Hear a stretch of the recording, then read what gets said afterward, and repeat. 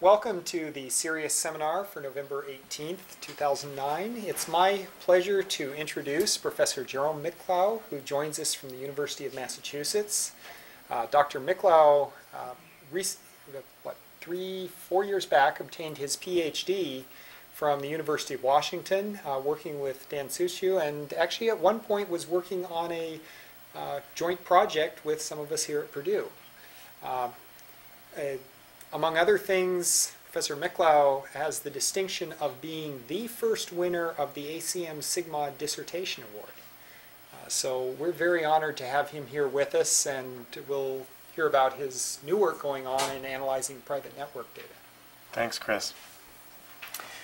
Hi, it's good to be here. My name is Gerome Miklau. As Chris mentioned, I'm presenting joint work with our graduate students Michael Hay and Chao Li, and some faculty collaborators at UMass Amherst, David Jensen and Don Towsley. We also collaborated with the University of Washington on parts of this work.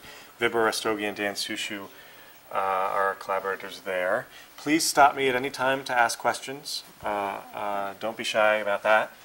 So this talk is about social networks, technological networks, any data that looks like a graph. So I like to start out with some concrete examples of social network data.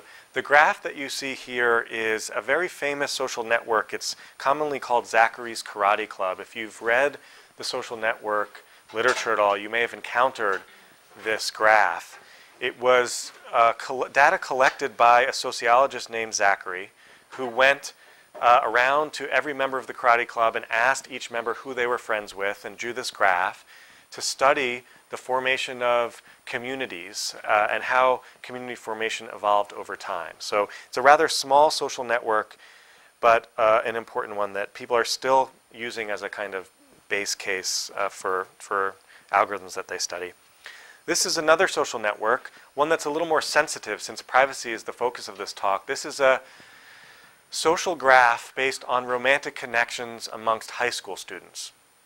This is part of another sociological study where I believe they were studying the structural patterns that evolved in such a social network. They were observing things like there's one big central ring that you see here, but other than that, there's a lot of tree structures in the graph. Here's another example of a highly sensitive network data set. It's a community of drug users and sexual partners in Colorado Springs. This graph was used to study disease transmission, the transmission of HIV in a community, which is highly determined by the topology of the graph. Okay? This is a recent data set very recent data set that was collected by monitoring mobile phone users and inferring links based on the location of users and their communication over mobile phones, and they were comparing that with self-reported friendship links to understand whether people accurately report friendship and how it corresponds to who they actually come into contact with. So those are all examples of social network data. Some of aspects of the data is more sensitive than others. Those are all relatively small graphs that I can make pictures of for a talk like this. But these days, people are also collecting truly massive graphs. So this was a World Wide Web conference paper from 2008, which studied instant messaging traffic through Microsoft Messenger, I believe, was the platform. And this network consisted of 180 million nodes over 1 billion edges. Okay, so we can't even visualize this network. It's too large, but we can study its properties, and this paper looked at a number of properties there. So we'd like our privacy mechanisms to be able to scale to the massive graphs that are collected these days. So coming back to the issues of privacy, each of the graphs I showed you may be more or less sensitive, and I'll talk in a moment about what is sensitive in a social network. But let me just point out here that privacy is a major obstacle to the dissemination of this data. Getting this data to the people who need to analyze it is a hard problem, and it's often an obstacle. So one of the things that may happen is that analysts just can't get the data that they want. The data is collected and it's stored somewhere, but the analysts aren't able to study it. If that doesn't happen, we may be able to work out limited availability. So within the institutions that own the data, some people analyze it, but or they may make some limited agreements with certain people who get to study it. Or we may have availability, so data is available, but at some cost. So the cost might be a privacy cost to the participants in the data set. An example is a very common data set is the Enron email corpus. So email data sets are hard to come by because people care a lot about the privacy of their email transmissions to other people, but analysts would like to study real email data sets. So one of the few data sets that is publicly available is only available because Enron got sued and the lawyers posted on their website transcripts of subpoenaed email. So the cost to privacy of the managers at Enron was severe. There were a lot of sensitive information in that data set. Maybe you don't care because they were managers of Enron and they violated the law, but still, sometimes we get important data sets only as a result of violating people's privacy. In other cases, we have data sets, for example, crawls of online social networks, but they are biased because operators of online social networks don't really want us to crawl their data sets, and so there are some mechanisms that prevent us from crawling them accurately, and that introduces bias. So getting data to analysts is hard. And the overarching goal of our work in this area has been to understand the extent to which we can permit accurate analysis of graph structured data without violating sensitive information about participants. So to date, we have focused on topological properties, means the structure of the graph, and not so much on attributes that may appear on nodes or on edges in the graph. So I'm going to talk today about two specific tasks that we've studied. The first is the degree distribution of a graph. I'll describe these later. And the other is motif analysis. But other things that we would want to study on a network topology would be the community structure, how communities form in the graph, where the communities are, simulate processes on networks like routing, search, the spread of rumors or infection, and the resiliency of networks. And we're moving towards those analyses now. So in the remainder of the talk, what I want to do is paint a little bit of a high-level picture of what people are doing, because this problem is getting attention in the literature over the past 3 or 4 years. What people are doing in terms of protecting network data. Then I'm going to present our work on specific tasks, and it's going to use a notion of privacy called differential privacy. Some of you have probably heard of it, but many of you may not have, and so I'm going to review that in some detail.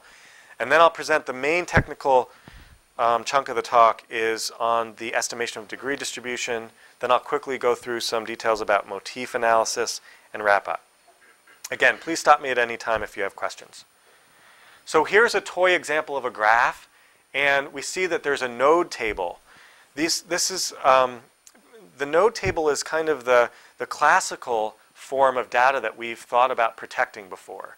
So each entity is a row in that table, and maybe some of the properties of those entities are sensitive, and we would want to safely publish aggregate properties of that population without revealing one particular row.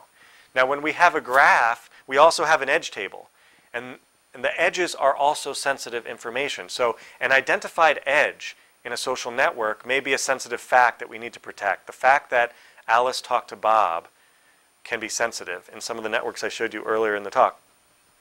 There are also implied properties of the graph. For example, the degree of an individual could be sensitive. In a collaboration network, you might want to advertise your high degree. In a romantic network, you may want to advertise your low degree or hide your high degree. In addition, implied properties that are implied by the connections in the graph can be sensitive. For example, you may want to hide the fact that most of your friends are Democrats. Okay, or that most of your friends are over age 50. Okay, properties like that can also be sensitive. So what is sensitive in the data set that represents a graph is more complicated than tabular data that is common to the census or some classical settings. It's part of the challenge that we face in protecting this data. So one of the first things that we try is when we tried to protect, and people often think of this, when you try to protect a network, is what we call naive anonymization. So on one side, on the left side of the slides, you see the original network, and there's letters on those nodes. They're pretty small, so you may not be able to see them, but they're meant to represent names. Okay, so the original network has some names, And naive anonymization basically strips the names off the graph and releases the graph on the right, which has maybe random numbers in place of the names. So this naively anonymized graph is essentially an isomorphic copy of the graph. So it's perfect for studying topological properties of the graph. I could measure path length distributions, and I could simulate processes on this network, and there would be no loss of information there. Unfortunately, this type of anonymization is not secure. So the problems that can result from naive anonymization is that one problem is that the adversary can have some external information. So I may know that Bob is a member of this community, so he's in that graph somewhere, although he's not identified. But I can look using the information I have about him and try to find matching nodes. There might be one matching node, or if I know a little bit less about Alice, or Alice, the information I know about Alice is less distinguishing, I may have multiple candidates for Alice, but I may be able to narrow those candidates down. Now, if I re-identified Bob and I re-identified Alice in the naively anonymized graph, then I could just inspect the graph and see whether there is an edge between them, and I would have disclosed an identified edge, which may be a sensitive fact. Okay, so we did some empirical measurements when we first started working in this area. We spent a while trying to understand the extent to which the structure of an individual in a graph, particularly the local structure around an individual, acts as an identifier. How unique is your structure in a population? And if I knew a little bit about your structure, how successful would I be in finding you in that naively anonymized graph? I won't go over this in a lot of detail, but the bar chart is representing the success in re-identifying the population. The H1 along the bottom there is essentially meant to represent a degree signature, and the H1 signature is just the node's degree. So if I knew degree of each person in the graph, how many people look unique with respect to degree? The red part indicates uniquely identified individuals, and it's almost no one. So almost no one has a unique degree in the Friendster network, which is quite a large network. But if I go to H2, which is not only an individual's degree, but their neighbors' degrees, then I have more information about each individual. And that information is highly distinguishing. In fact, about half of the individuals in the Friendster network are uniquely identified by a kind of signature which reports their degree and their neighbor's degree. So that I've gone one step out, and I can go further steps out by refining these signatures, neighbors' degrees, and so forth, and I get more specific information. Okay, so that's some empirical evidence that suggests that structure is highly identifying in networks and is going to lead to attacks on naive anonymization. There are other attacks that have been proposed in the literature, and I'll mention them quickly because they're interesting attacks. In the World Wide Web Conference in 2007, Backstrom proposed an active attack. An active attack, question? Yes.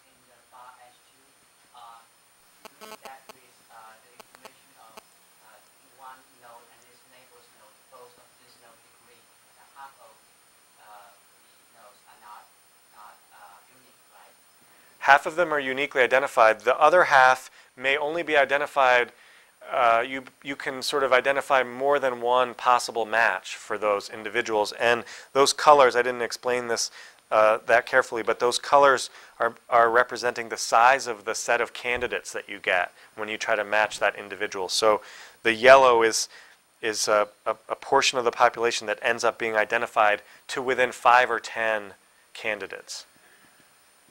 Does that answer your question? Yeah, so the background you have for this bar is accurate background, or like could be some error, like because in this such a big network, Yeah. It's not like if you got a node has 12 degree.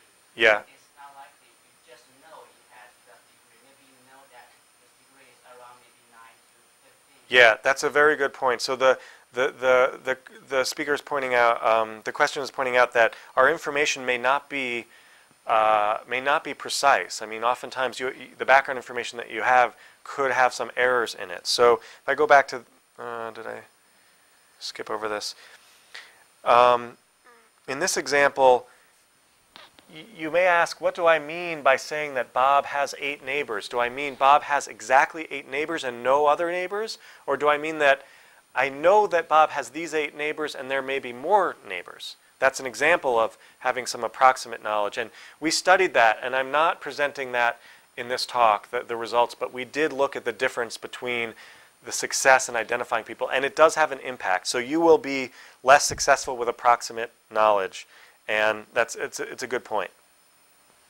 Okay, so I wanted to mention this active attack. So an active attack is an attack in which the attacker can inject information into the data set before it's anonymized.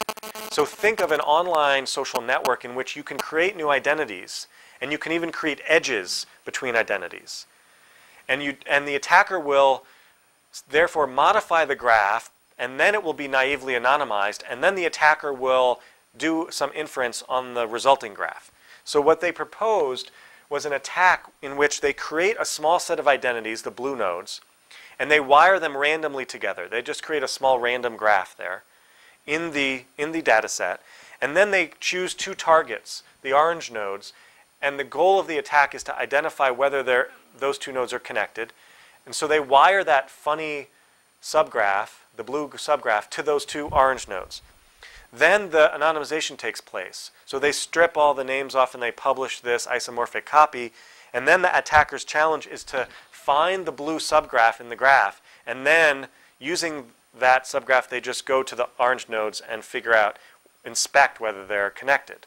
So what they showed in that paper was that the blue graph can be actually very small.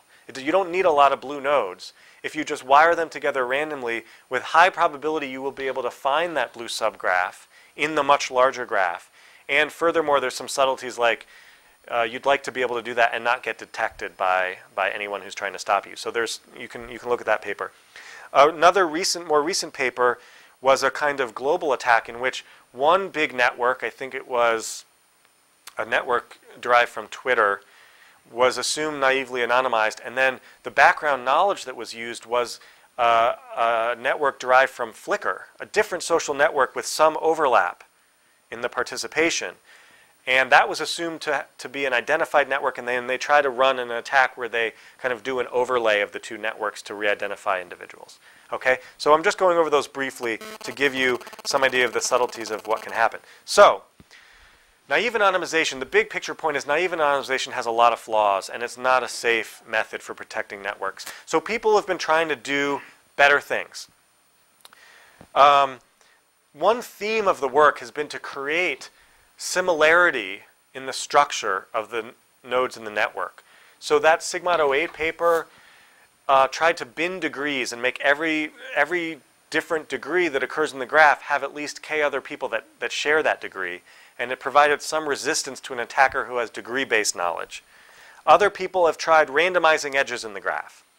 Okay? Other people, including us actually, have tried clustering the nodes in a graph and then reporting statistics about those clusters, then allowing an analyst to sample from that graph-like object and analyze the samples. So actually a few other authors have also considered clustering and summarization methods. So I'm not going to talk about those techniques in detail. They're all instances of what I call data publishing. So we've got the original network on one side of the line, and we publish a graph or a graph-like object that's distorted in some way for privacy. Okay, so that has some good points and some bad points. So from the standpoint of ease of use, it's good because the analysts want a graph to hold on to. They don't want to just run a one-time query, really. They want to do knowledge discovery on the graph, or they want to refine their algorithms as they study the graph. So it's nice if they can have a graph to hold on to. Unfortunately, these data publishing techniques, most of them have relatively weak privacy guarantees, and it's quite difficult to make formal statements about the impact of the anonymization on the accuracy of specific tasks that you want to carry out. Also, the scalability is sometimes bad, especially with clustering large graphs is computationally hard to do.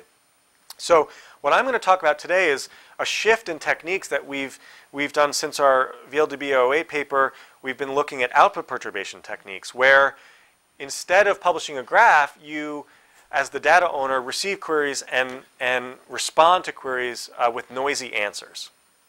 This has some limitations. For example, with ease of use is not so good, because as I said, it's difficult to decompose a data mining task into a set of small set of queries, and we'll come back to that. But the advantage is that we can have very formal privacy guarantees and very and precise bounds on the accuracy, and the scalability is quite good because all we have to do is compute the query answer and add some random noise. Okay, so let me go into some more detail about output perturbation as a technique. We're going to use output perturbation techniques that are designed to satisfy a notion of privacy called differential privacy. This has been in the literature for a few years now, but there are comparatively few results for analyses involving graphs. So the basic idea, as I said, is you compute the true answer and you add random noise. So I'm going to go into some more detail about differential privacy. Does anybody have any questions at this point? Yes? I was a little puzzled by the ways you were trying to protect information, including randomized ages. Yeah. You started with a graph. It looks like you ended up with an entirely different graph. If there is no way of going back, then what analysis that you do when the new graph is going to be happening to the original one? Well, that's something that is typically in these works measured empirically. So we would apply anonymization on a data set, and then we'd try to do a bunch of analyses. Like we could run a disease transmission study on the original graph, and we could run a disease transmission sort of simulation on the anonymized graph and look at the difference between the findings that we would derive. And there will be a difference, and that difference is the information loss as a consequence of the privacy, and it may depend on the privacy parameters and stuff like that. But one of my points here is that it's difficult to say with a lot of these techniques that if I apply anonymization with this privacy parameter, I will not have information loss worse than this. You know, I'll have a bound. And that's one of the limitations of the technique. They tend to kind of transform the data until some structural criterion is met, do a certain number of edge additions or deletions or cluster nodes together in groups of certain size. And for different data sets, that may result in very different levels of distortion for different analyses and stuff like that. Okay.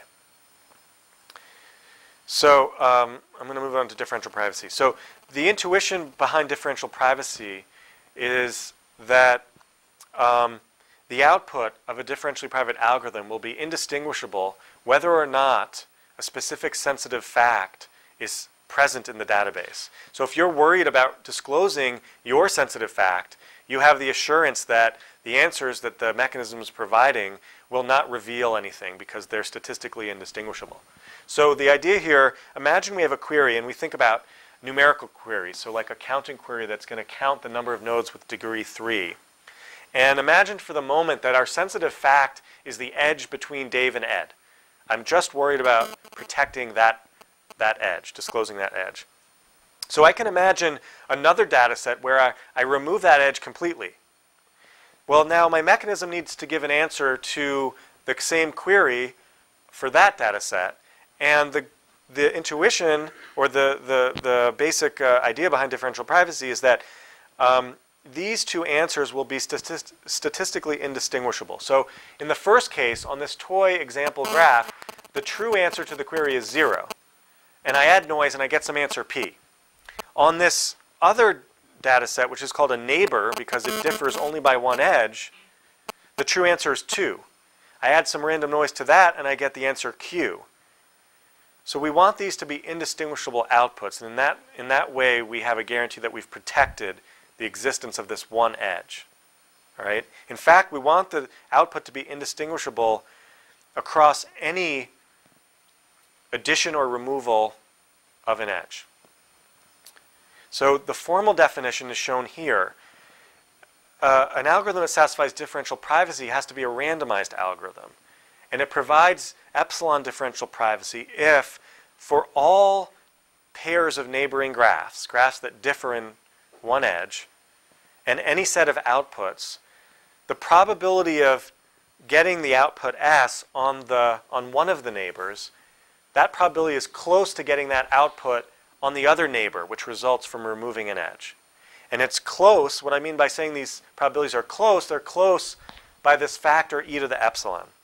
Epsilon is a privacy parameter. It's usually a small number, like 0.1. If epsilon's 0.1, then we have e to the epsilon as about 1.1, and we've kind of bounded the difference in these probability distributions.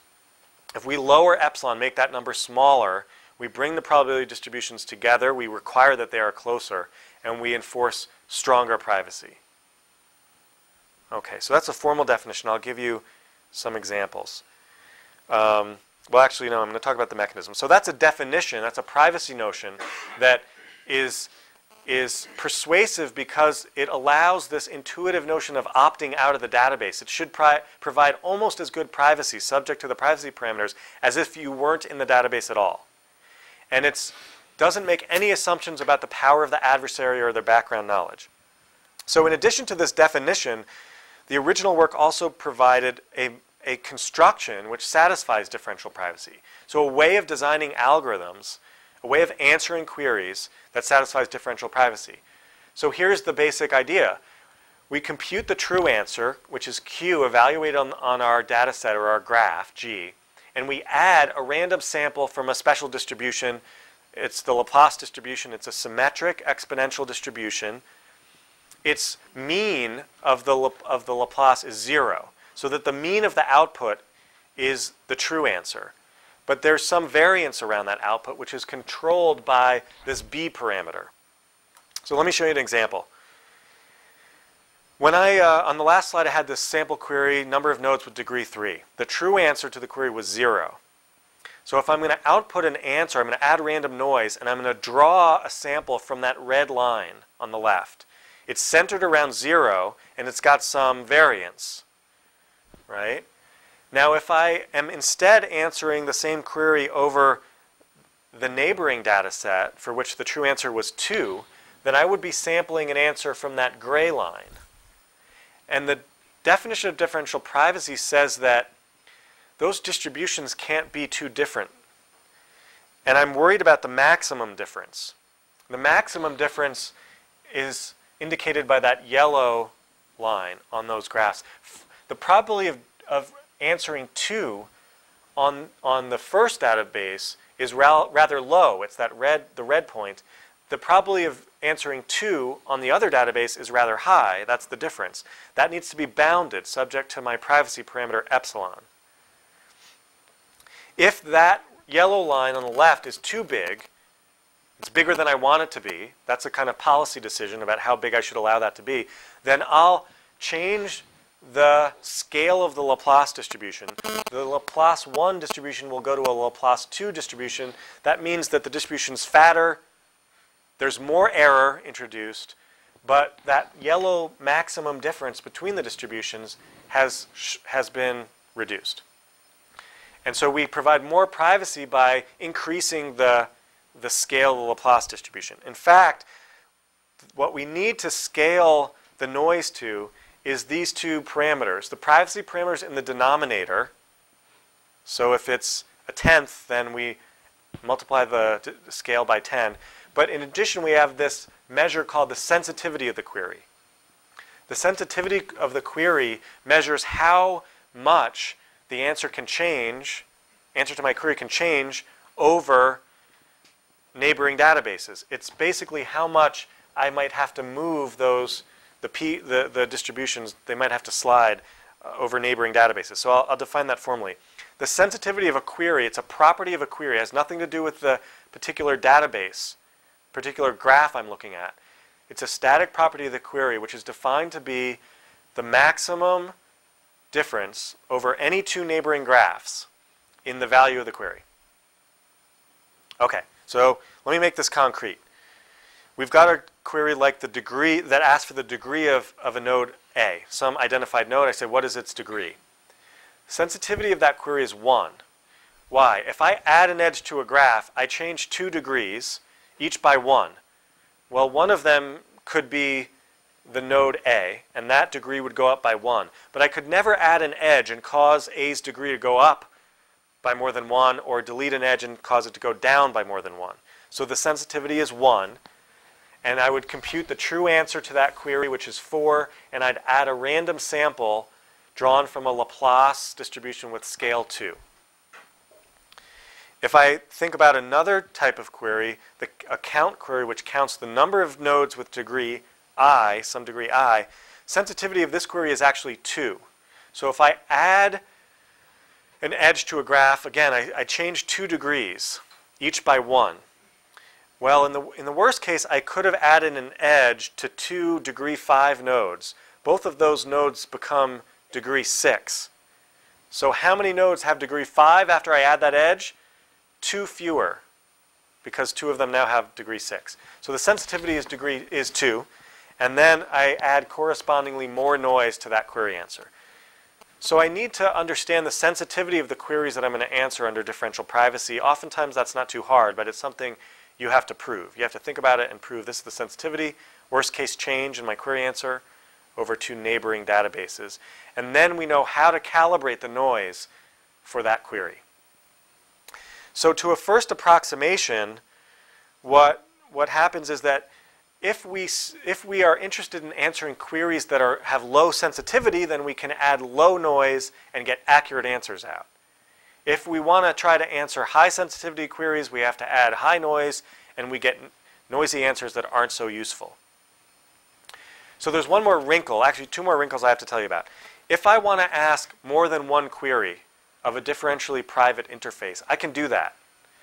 I can do it interactively, but I'm not going to really talk about interactive querying in this talk. Instead, I'm going to imagine that I bundle a bunch of queries together into a vector of number. Imagine it's a vector valued query. It returns a list of numbers. If I do that, there's an easy way to extend what I had in the last slide to calculate the sensitivity and calibrate the noise. So here's how it works. If I ask a list of degree queries, the degrees of A, B, and C, and I bundle those together as one query, then I have to think about the sensitivity of that as a vector, which is the sort of sum of the absolute values in each component, the L1 distance for vectors.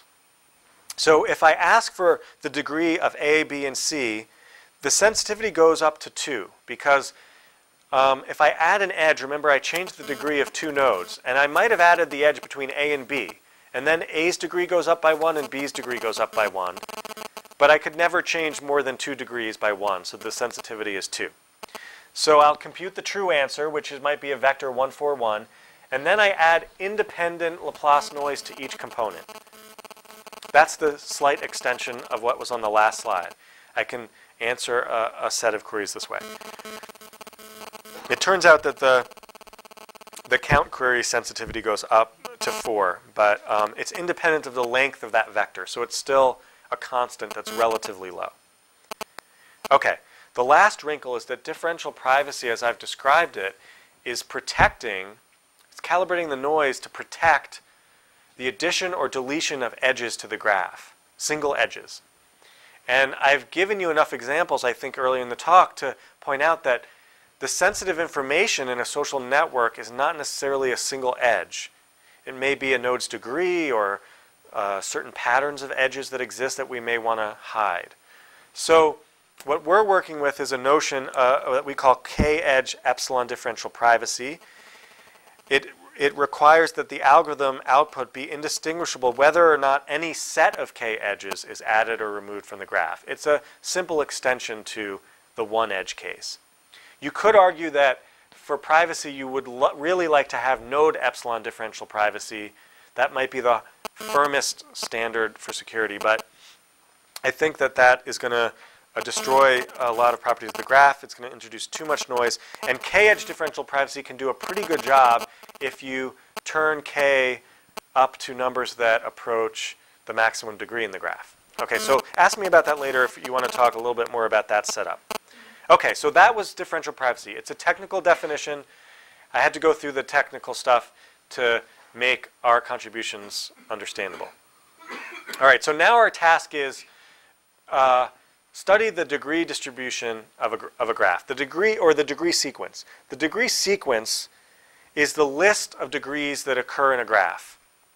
Okay, so I look at every node in the graph. Each node has some degree, and I want to look at that list of degrees. It's a basic property that many people, sort of the first thing you look at when you want to understand what's going on with my graph. That is the degree sequence of our toy graph. When graphs are big, we'll look at the degree sequence as the inverse cumulative distribution, which is a graph which shows on the x-axis the different degrees of the graph. And for example, on the left-hand side, you have nearly 100% of the population has a degree greater than 0, and then it goes down to the right. Okay, so is the degree sequence itself really sensitive? Do I have to protect this? Let's take a moment to think about that. You might argue that the degree sequence itself is a kind of summary statistic about the graph, and maybe it's safe to just release exactly the degree sequence. Well, I would argue no, because for one reason, in extreme cases, the degree sequence of a graph could uniquely determine a graph up to isomorphism. So if every node happens to have degree k, then there is only one graph. And if you release that degree sequence, you will have done essentially the same thing as naive anonymization. You will have published an isomorphic copy of the graph. Now, that's unlikely to occur in real graphs, that everyone would have the same degree or that the degree sequence that would uniquely determine a graph, but it's hard to reason about how many different graphs there might be conforming to a degree sequence. In addition, the degree sequence may not be the only statistics that we want to release about a graph. So we want to answer the degree sequence in this framework of differential privacy, and then we could also know how to answer other queries about graphs, and we would still have a sort of integrated privacy guarantee. Okay, so our basic task is estimate the degree sequence accurately under differential privacy. And here are two natural attempts, and they're based on the example queries I showed you when I was explaining differential privacy. We could ask for a vector of numbers, which is just the degree of every node. We have some way of indexing the node. We ask for the degree of each node. The sensitivity of this vector is 2. So I know how to calibrate noise, and the noise will be added will be independent in each component. I could also ask for a slightly different query, which is the frequency of each degree. Okay, that's also a vector of length n, but starting from 0 going to the maximum feasible degree of n minus 1, and it just counts how many individuals have that degree. That has sensitivity which is a little bit higher, but still relatively low, sensitivity of 4. So here's what I get if I apply those techniques and I try to estimate the degree sequence of the ORCID network, a sample network that we played around with. Both of these estimates, the blue line and the green line, are not very good estimates of the black line. I think you'll agree. So what's going on with the blue line, which is the set of F queries, which is the frequency of each degree.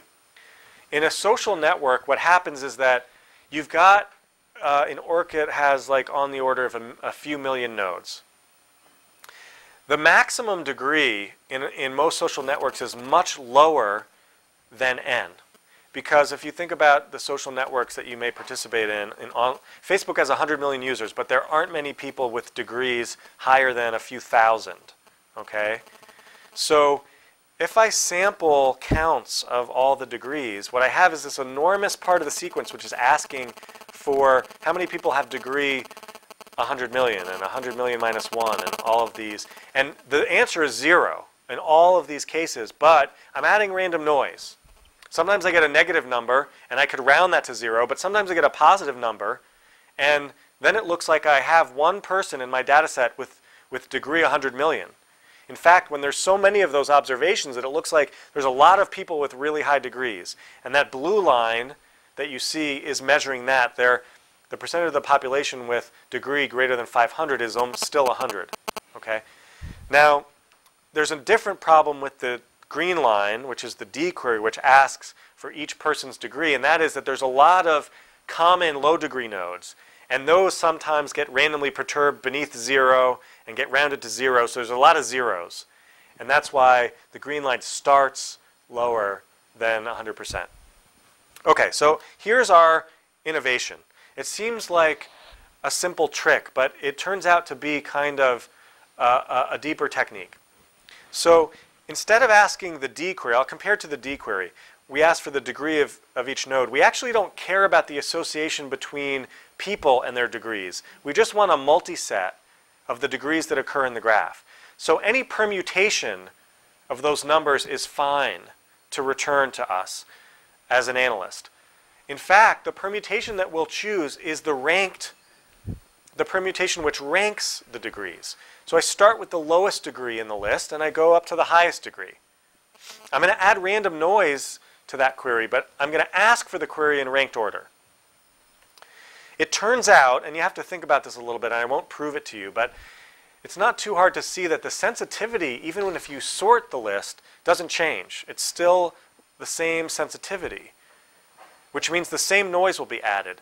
But the advantage of asking for this ranked query is that I have a whole set of constraints that I know hold over the true answer. And when they're violated by my noisy output that I get, I can use that to my benefit. So let me show you how we use that.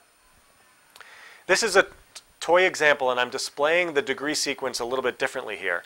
This example has a bunch of 10-degree nodes, and then a 14-degree node, and then a few 18-degree nodes. And they're displayed horizontally there by, in order, and the degree on the y-axis. That's the true sequence is in black circles.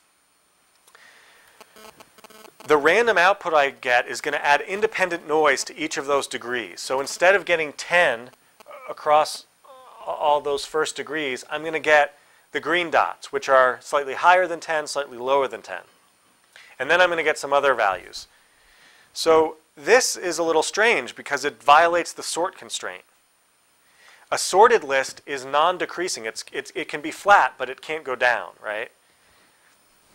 So what's strange about this is that the 19th element in my array should be the 19th smallest degree, but some noise has been added, and now it actually looks like the smallest degree. And I know that can't be right. So as an analyst, I can refine the green sequence and come up with a better estimate. The way I do that, the way we do that, there's more than one way to do that. The way we do that is we generate an inferred sequence, this red line, which minimizes, it's a non-decreasing sequence, so it satisfies that sort constraint. And it's the non-decreasing sequence that minimizes the distance between the observed values. You could minimize the L1 distance, but we happen to minimize the L2 distance because it gives us a unique answer, whereas the L1 distance doesn't. So, we take the noisy output that we get. We know that some constraints are supposed to hold. Those constraints are violated. So we refine the noisy output and we get a better estimate. That's the basic idea here. Here's what it looks like when we run experiments on, here it's some synthetic data. So the black dotted line is the true degree sequence, and the red line is, the green line is what we would have gotten with the standard technique. The red line, which is pretty close to the black line, is what we get from the inferred sequence. So it's a lot better, and the two cases here have different privacy settings, so there's more noise added in the case above. This, on the right, that's the same example data, and on the left are two new data sets, ORCID and LiveJournal. You can see that the red series is quite close. So what's going on here? It seems, when you first hear about this, like I've given you the noisy output that you told me I had to add this much noise to make it private. But then I've somehow inferred a better answer. So haven't I weakened the privacy? Is this a threat to the privacy guarantee? And it's not. So what I've done is I've formulated my query in a way that has constraints that hold. The constraints are a property of the query, though. They say nothing about the data. I submit the query to the differentially private interface, and I follow all the rules that were laid out for me by the differentially private mechanism. In fact, we kind of use differential privacy in only the standard way. All of our techniques are sort of post-processing the output. So we get the noisy output, which I'm writing here as S tilde, and then we perform our inference technique using no information from the database to infer S bar, which is the better sequence.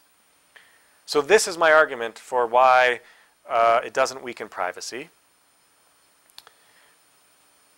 The intuition is that the standard independent Laplace noise that we add using the construction that's classical for differential privacy adds more noise than is necessary. It's certainly sufficient for differential privacy, but no one has shown that it's necessary for differential privacy.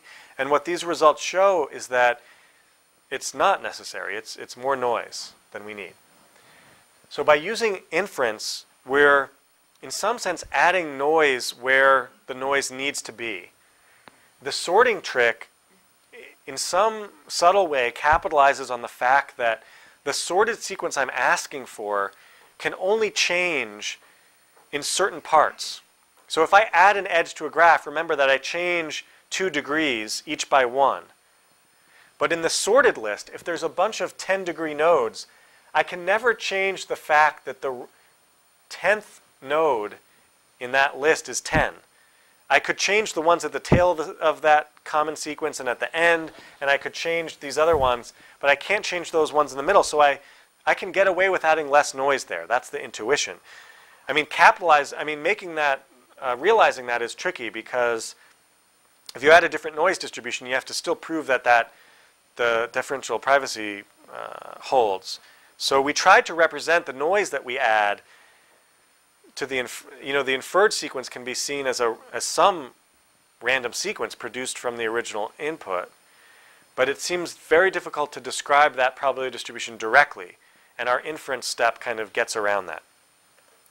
If you look empirically at how we add noise by running a bunch of experiments on a sequence like this, you'll see that the noise that we add, what we do is we run a bunch of experiments where we add the noise and then do the inference and get the better answer out. And then we look at how noisy that better answer is. And what it reflects is that noise is added where the sequence can change and not otherwise. Okay, so the theoretical bits are that we can also prove that our error is lower. So instead of having order n error for the S tilde sequence, we have error that's polylogarithmic in n, which is good, and there's a factor d, which is determined exactly by what I was saying, the length of sequences of common degree. The longer those sequences of common degree, the better the trick works, the sorting trick works, and error is reduced. The thing that's great about degree sequences of social networks is they have lots of common degrees, especially in the earlier regions. So in practice, we get a big boost from this technique. The algorithm's also efficient, so finding that red line, minimizing the L2 distance, is a little tricky. I mean, it's worth asking whether you can do that efficiently. You can't always apply such constraints efficiently, but in this case we can. And we've got that running in recent work in linear time in the sequence. So we could actually run this algorithm on massive graphs. Okay, I'm getting close to running out of time, so I'm going to skip the 2 slides I have on privately counting motifs. The main idea here, motif analysis is basically studying the frequency of occurrence of small patterns in a social network. So a classic example is transitivity. How often if I'm friends with A and I'm friends with B, are A and B friends, and how likely does that occur? But in general, you might want to study other patterns that you think are interesting, or you might want to search for patterns that occur more often than you expect them to occur, things like that. Counting motifs is a fundamentally harder analysis to do under differential privacy. It's higher sensitivity. In fact, its sensitivity is very high, so much so that standard differential techniques are probably going to return useless answers. So we have a technique which weakened the privacy notion a little bit and improves the error. So I'm going to skip over this and talk briefly about where we're headed with this work. So I mentioned in the beginning that data publication is great for ease of use because you can hand somebody a graph and they can study it. We're using output perturbation, so we're considering specific tasks, breaking them into a bunch of queries, and learning how to, if we can answer those queries accurately. So I think that's the first step in a process which we hope will result in techniques for data publishing. So I'd like to still hand the analyst a graph, but I'd like it to be a synthetic graph that I've derived through a differentially private process. Our best attempt at that, or we think our best chance at doing that, is learning the parameters of some model of the topology of a graph. Noise will be added to those model parameters, but then I'll publish the model parameters. I don't have to just publish a sample. If I learn the model parameters privately, I'll just publish the model. And then the analyst can generate as many sample graphs as they want, study them. There will be error in that analysis, and we'll have to measure that, and we'll have to relate that to the error in the model parameters. But that's kind of where we're headed. We think maybe we'll get the best of both worlds from that technique. Okay, so I'm going to skip this. The last thing I'll mention is that this paradigm for using the standard differentially private construction, but capitalizing on constraints to improve accuracy, we've used this for other stuff. So not just the degree sequence, but other histogram queries. And we've shown that it can improve accuracy for other tasks. And we think that it's a promising technique that has some more generality. So that's a paper that's going to appear in PVLDB next year. I'll end with that and invite any questions. Thanks for your attention. Yeah, hi. So I have two questions actually. The first one is, this whole literature assumes fairly static audience who is not actively aware of the publication of data and therefore doesn't change their view accordingly. But hypothesize that maybe the participants in the network are, at least some of them, are privacy sensitive. And so they are told ahead of time that what gets published is the anonymized, naively anonymized. They could presumably change and create links to hide in a bigger crowd, so to speak. Become less distinguishable. Yeah. Can you speculate on this ability to hide in a crowd, by modify your behavior to hide in a crowd? Is this impaired or enhanced, or it doesn't matter by the extra techniques that you use of noise injection and all of that? What effect would it have? Well, let's see. So I can speculate on anything because it's speculation, right? That's all we can ask. Right.